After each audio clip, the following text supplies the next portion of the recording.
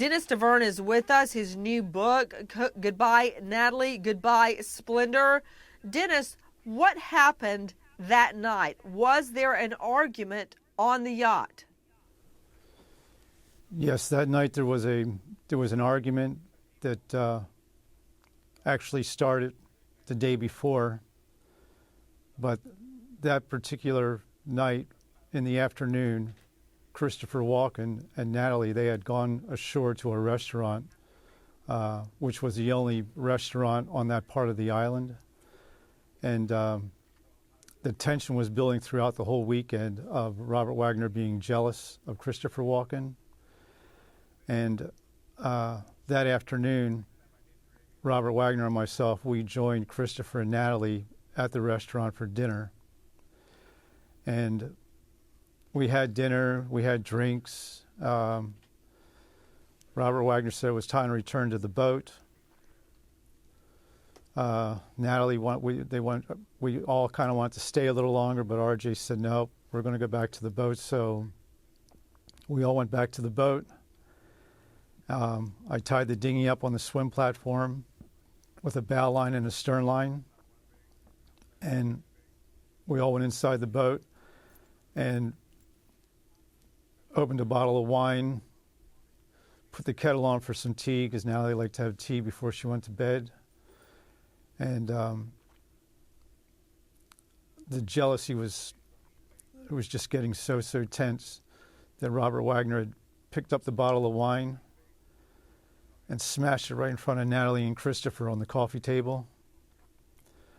And at that moment, Christopher stood up and he went directly to his stateroom. And that was the last I've seen of him for that whole night. At that point, Natalie was devastated, and she went into her stateroom, and Robert Wagner had followed. And they were arguing in the stateroom.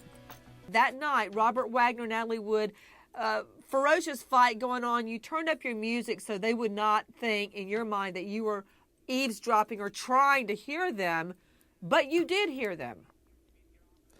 Yeah, yes, I did. And I kept the music going, but I could still hear the arguing. And then the arguing went on to the aft deck, and moments later, everything became silent. So I thought that maybe they were making up and maybe they were going to go to bed and that was going to be the end of it. So I waited for a little while and I still had the music on, and I decided, well, I'm going to go down below and I'm going to go to the aft deck and just see if everything's okay. Well, Robert Wagner was standing there, leaning his back against the back of the boat, facing the boat, and he said that Natalie was missing and would I go search the boat.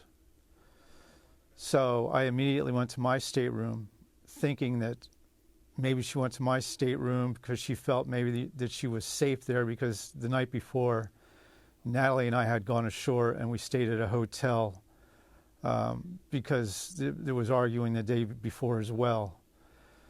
So I came back and I told Robert Wagner that Natalie was nowhere on the boat. I looked in Christopher's stateroom, I looked in the other empty stateroom, and she wasn't there.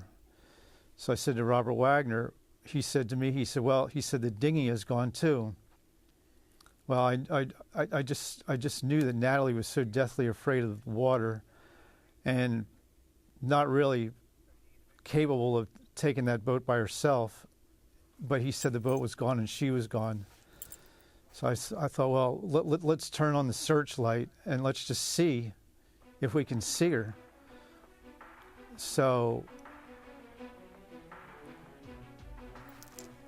after that, it was like he said no. Now, you said that evening there had been a heated argument between Wood and her husband, Robert Wagner, that you came above the aft and you observed Wagner leaned back against the wall, and he at that time said Natalie Wood was gone. You searched everywhere. You couldn't find her. Why did you believe that she may be in the state cabin? Why did you think that she would go there? Well, I thought that maybe she would go into my stateroom because the night before, Robert Wagner wanted to make the decision to move the boat at night, which Natalie did not want to do. The weather was raining, cold, windy, and not a very good idea. Natalie refused and decided that she wanted to go ashore. So that night before, I had taken Natalie ashore in Avalon, and we stayed at a hotel for that night. And we returned to the boat the next day, hoping that things would be a little smoother. So Natalie and I, we returned back to the boat, and she made a nice breakfast, and then we moved the boat to the other part of the island where there was just only one restaurant. And why did Robert Wagner want to move the boat, Dennis? I can't answer that. I don't know why, because it wasn't a very, very good idea. Maybe he was angry and he wasn't sure what quite to do or what. I'm not sure, but it was definitely not the thing to do. Dennis, you stated that an argument had been brewing for days. What was the argument about? Well, it wasn't so much verbal, but it was just the tension that was going on the whole time between Robert Wagner, Natalie, and Christopher. It was just getting to a boiling point. That evening, after you searched the boat, you could not find Natalie Wood. What happened next? Well, I went back to Robert Wagner and said she was nowhere on the boat. And I said, let's turn on the searchlight. We had a very big searchlight. And I said, let's turn on the searchlight to see if we could see her. And he says, we're not going to do that. He said, no. And I said, well, let's call the restaurant. He said, we're not going to do that either. So we stood there, and I was just devastated. I think I was actually in shock. And Robert Wagner poured me a drink, and it was like it was like torture that was going on. And after a couple hours, I said, we have to call the restaurant. So we called the restaurant, and right after that, the people from the restaurant came out to the boat, and they said that we should call the Coast Guard. We need to call the Coast Guard.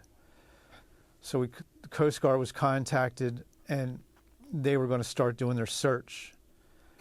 And by now, it's getting daylight, and they came back to the boat, and they say they found Natalie Wood's body floating, and the dinghy was somewhat nearby her.